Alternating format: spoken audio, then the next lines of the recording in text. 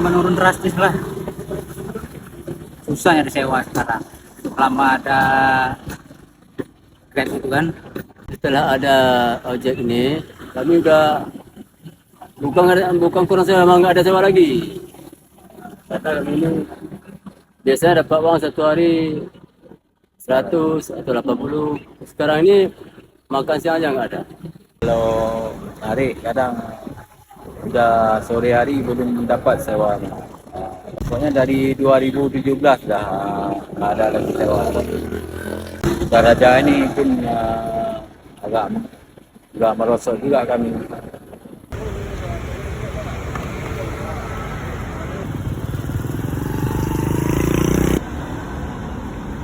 Yang saat ini pasang untuk makanan jalan.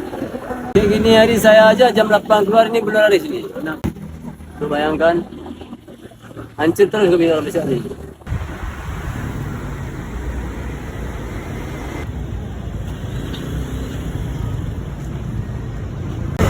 Harapan kami harus kasih modal kami untuk berjualan.